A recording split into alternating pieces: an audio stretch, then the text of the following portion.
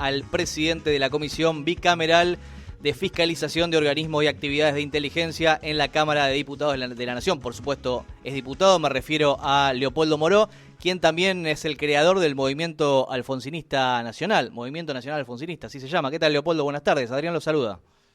¿Qué tal? Bien, un gusto en escuchar.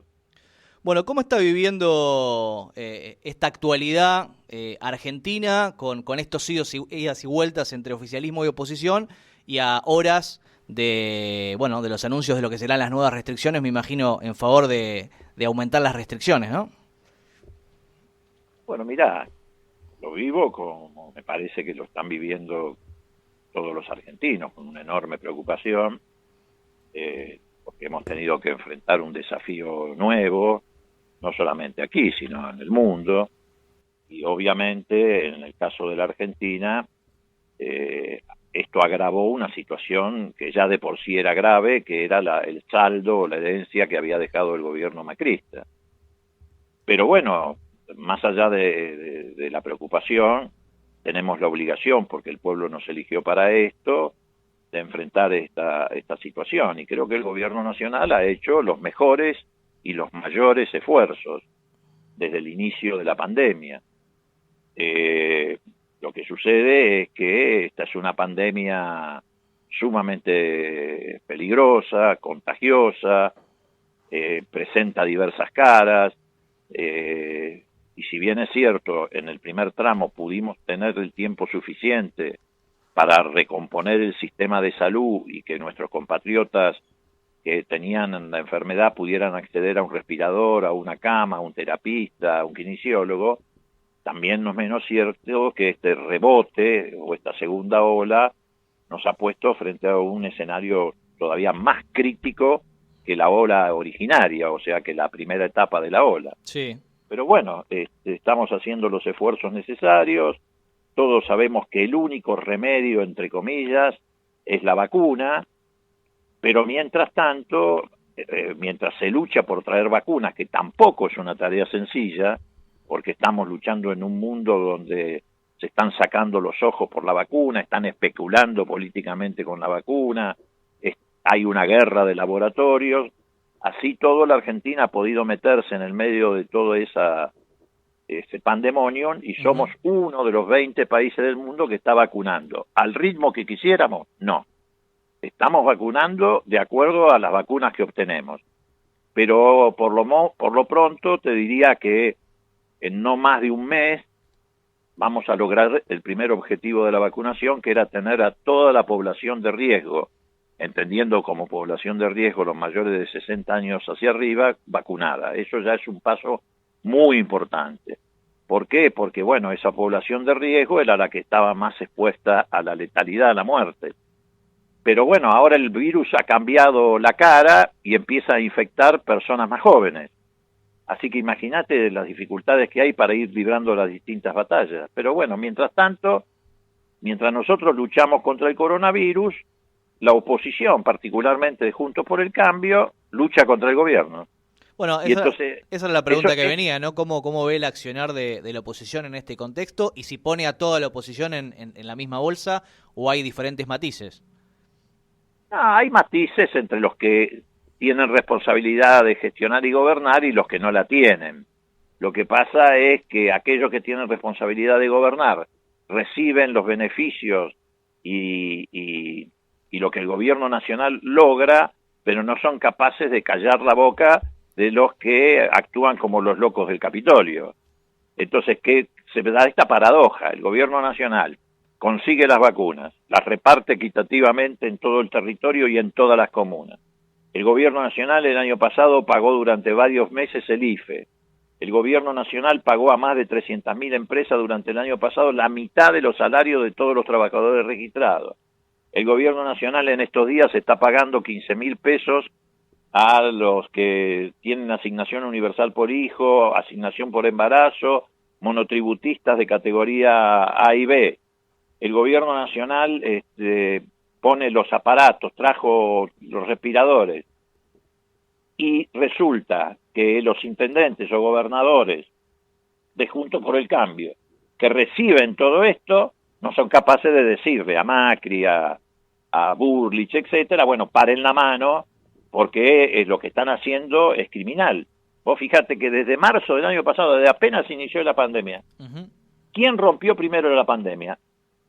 El PRO, Burlich, que convocaban al obelisco. ¿Y para qué convocaban al obelisco? Primero dijeron que repudiaban la cuarentena porque era un invento de Alberto Fernández para instaurar una dictadura. La infectadura, la famosa infectadura. La infectadura. Después, la segunda convocatoria, quemaron barbijos. Después plantearon que la vacuna rusa era veneno, pero no solamente lo dijeron, que ya de por sí es un disparate, sino que lo denunciaron en tribunales, donde siempre se mueven con comodidad los del PRO, a Alberto Fernández porque estaba distribuyendo veneno. Resulta que después la vacuna rusa ha resultado la mejor del mundo. Después ahora empiezan con la vacuna china, que la vacuna china no tiene cobertura. Después aparece Patricia Burlich y dice que hubiéramos entregado las Malvinas a cambio de Pfizer, qué sé yo, porque es lobista de Pfizer, porque es vacuna norteamericana, bueno. Y así estamos todos los días. Entonces es muy difícil poder trabajar en estas condiciones. Pero bueno, a nosotros no nos van a mover un pelo, nosotros vamos a seguir luchando contra el virus y ellos que sigan peleando contra el gobierno. En este contexto, este famoso debate por las clases presenciales y en la ciudad que, si bien con diferencias, venía trabajando en consonancia con el gobierno nacional y provincial, teniendo en cuenta la situación epidemiológica, ¿se metió ahí la cuestión del año electoral en lo rudo y en lo fuerte que se puso la postura del gobierno de la ciudad y sobre todo Larreta? Mirá, yo creo que a Larreta seguramente lo arrinconaron Macri, Burlich, a Larreta lo espió Macri, le arruinó su vida privada y Larreta no ha reaccionado. Así que yo creo que el problema es que Larreta está totalmente subordinado a Macri. No sé por qué, no quiero hacer especulaciones, no sé por qué. Si será porque, bueno, han tenido negocios en común en la ciudad, sobre todo de carácter inmobiliario, o porque tiene una subordinación intelectual. Lo cierto es que ha demostrado alguien que como Larreta quiere ser candidato a presidente que no está en condiciones. ¿Por qué? Porque frente a una crisis te prueba como dirigente. Si vos te dejás llevar por los locos, o por las encuestas, o por lo que van a decir, o porque pensás en un resultado electoral en la crisis, estás en un grave problema como dirigente. Y lo cierto es que Larreta se metió en una discusión que no tiene salida para él. Es más, fíjate que hoy dijo Larreta que él era partidario de suspender las clases del nivel secundario porque estaba demostrado que eso incidía en un 27% en el transporte público. Pero entonces, ¿en qué quedamos? ¿Incidía o no incidía la educación? Nosotros no decíamos que la infectadura, la infección corre dentro del colegio. Nosotros lo que decíamos es que la actividad educativa mueve en el AMBA, entre Capital y Gran Buenos Aires, 4 millones de personas por día. Docentes, no docentes, estudiantes, alumnos, personal de limpieza de los colegios, personal de los comedores escolares, el transporte escolar. Todo eso en el Gran Buenos Aires y la capital te mueve en un día 4 millones de personas. ¿Eso influía en el movimiento del transporte público? Claro que sí. Entonces dijimos, bueno, pongamos una pausa en una actividad que no daña la economía, porque los maestros van a seguir cobrando, los chicos no cobran un sueldo, no es una fábrica que vos la paralizás y deja de producir. Bueno, pero bueno, los enceguece Clarín, La Nación, los llevan de las narices y los llevan a estas situaciones que son insólitas. Bueno, imagino con esto que estamos hablando, ahí se lo preguntaba al comienzo, pero bueno, le hice varias preguntas juntas al comienzo, con el tema de las restricciones que se vienen, si está de acuerdo, imagina que van a ser más, que uno cree que sí, y si va a estar de acuerdo, ¿no? con esta situación. Y mirá, yo creo que sí, porque está a la vista que lamentablemente los contagios siguen trasladándose, la letalidad sigue siendo alta, ahora corremos, como te decía, el riesgo de que esa letalidad afecte a los chicos o a personas más jóvenes. Las personas más jóvenes requieren más tiempo en las camas de terapia intensiva, por lo tanto la rotación es más lenta, y bueno, como está a la vista, hay problemas con la provisión de oxígeno, hay problemas con los medicamentos, porque obviamente cuanto mayor es el número de contagiados, mayor es la cantidad de insumos que vos tenés que utilizar, de sedantes, de oxígeno, de antibióticos. Entonces yo creo que hay que hacer una ventana de una pausa, no sé cómo lo va a instrumentar el gobierno, hasta qué nivel va a llegar las restricciones, pero sí creo que hay que hacer una pausa, y mientras tanto traer aviones, vacunar, como se hace en la provincia de Buenos Aires. La provincia de Buenos Aires ha llegado a vacunar 100.000 personas por día cuando tiene vacunas. Claro. La organización que tiene Kicillof en la provincia de Buenos Aires, el gobierno provincial, para vacunar es extraordinariamente eficiente. Por supuesto que esa eficiencia está condicionada por la cantidad de vacunas de la que dispone. Leopoldo, le hago la última. Su nombre del radicalismo, usted en algún momento, casi toda su vida, ha pertenecido a la Unión Cívica Radical. ¿Le dedicó algún rato, estuvo observando lo que fue el comicio en el territorio bonaerense, o ya no le da importancia? No. Mira, yo creo, a ver, casualmente ayer escribí un tuit acerca del tema del radicalismo. A ver, yo creo que la Unión Cívica Radical, que es una sigla histórica, no puede seguir dentro de Cambiemos, cuando, por ejemplo, sale la presidenta del principal partido de esa coalición, que en realidad son los que conducen Cambiemos, como es el caso de Patricia Bullrich y otros más, y dice lo que dijo sobre Malvinas.